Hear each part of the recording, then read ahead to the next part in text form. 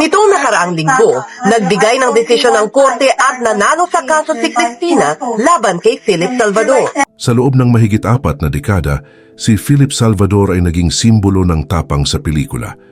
Ngunit sa tunay na buhay, naharap siya sa mas mabibigat na laban, mga kasong estafa, mga akusasyon sa personal na buhay, isyu ng pagiging ama, at mga kontrobersyal na pahayag sa politika.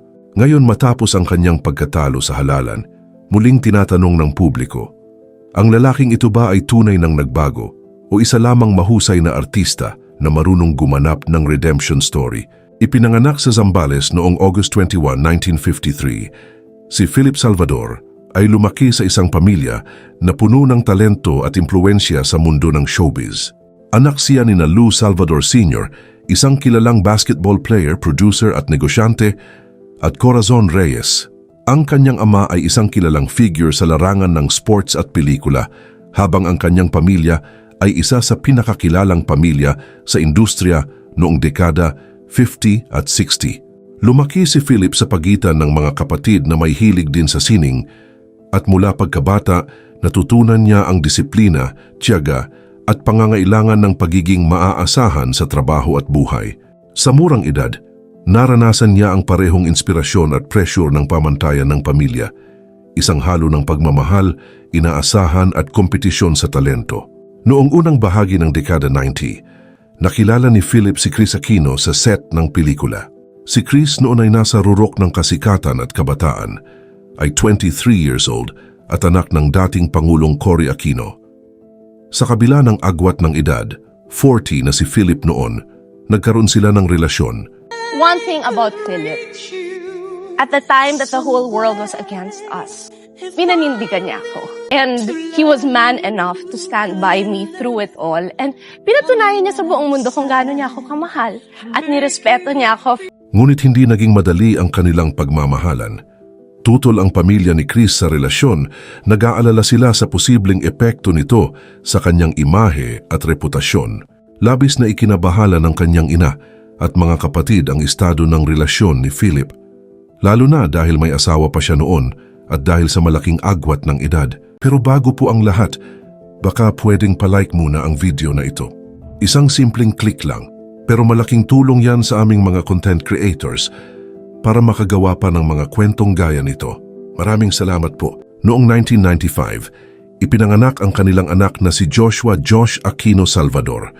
Sa kabila ng pagmamahalan, nagkaroon ng tensyon tungkol sa responsibilidad bilang magulang, child support at pagiging epektibong ama ni Philip.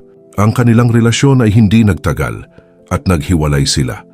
Ang kwento ng kanilang relasyon ay nanatiling bahagi ng mata ng publiko, isang relasyon na puno ng emosyon, kontrobersya at mga desisyon na may malalim na epekto sa kanilang anak.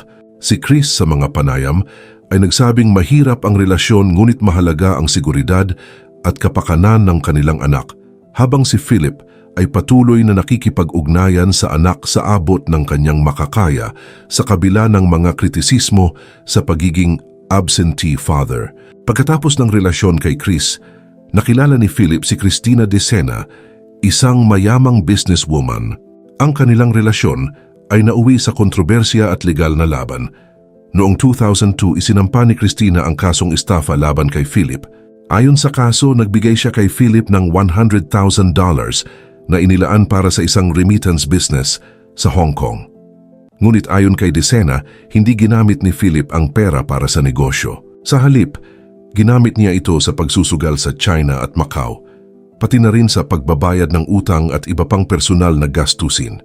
Agad na kumalat ang balita sa media at nagdulot ng matinding batikos mula sa publiko. Ang dating action star na kilala sa tapang sa pelikula ay biglang nasa gitna ng kontrobersya sa totoong buhay. Gusto ko magkaroon na ng tindok. Gusto ko magkaroon na ng katapusan.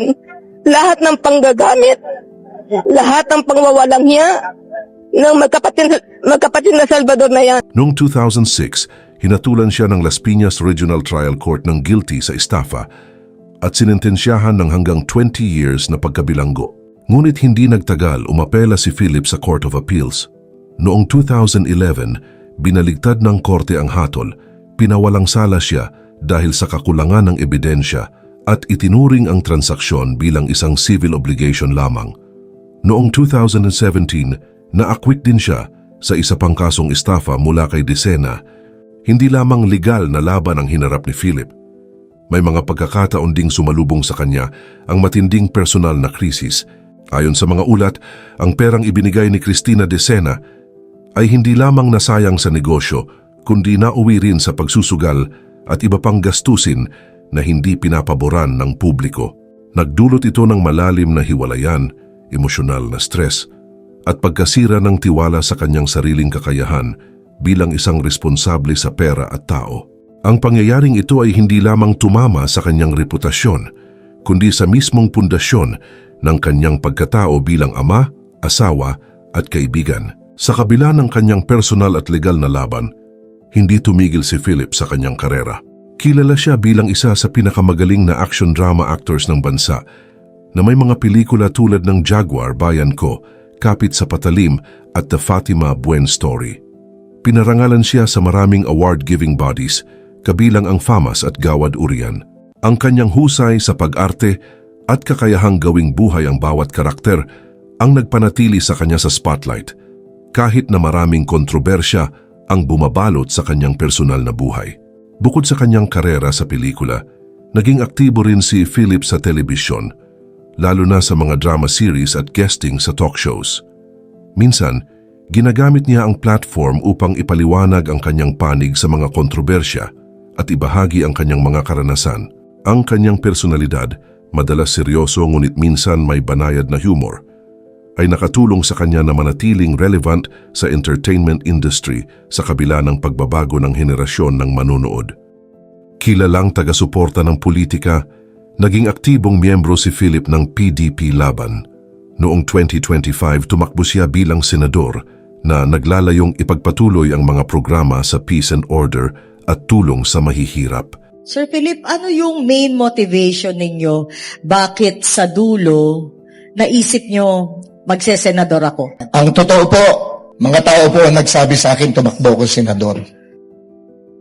Mga helpless and the hopeless po ang nagsasabi sa akin tumakbo akong senador. Yun po ang nagpapalakas ng loob ko.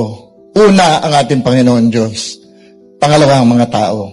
Ngunit natalo siya sa halalan natapos sa ika-19 na pwesto. Isang malinaw na patunay na ang kasikatan sa pelikula ay hindi sapat para manalo sa politika.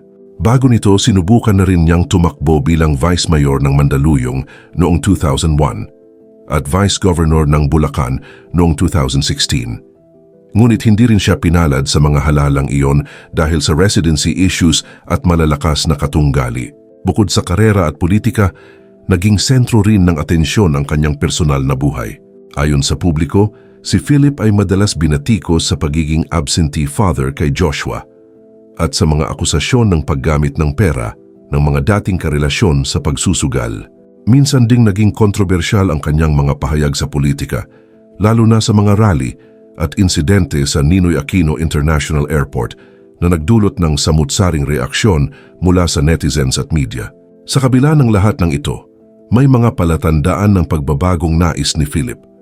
Matapos ang kanyang pagtakbo sa Senado at pagkatalo, mas nakatutok siya sa kanyang pamilya, sa kanyang asawa na si Emma Ledesma at sa kanilang mga anak.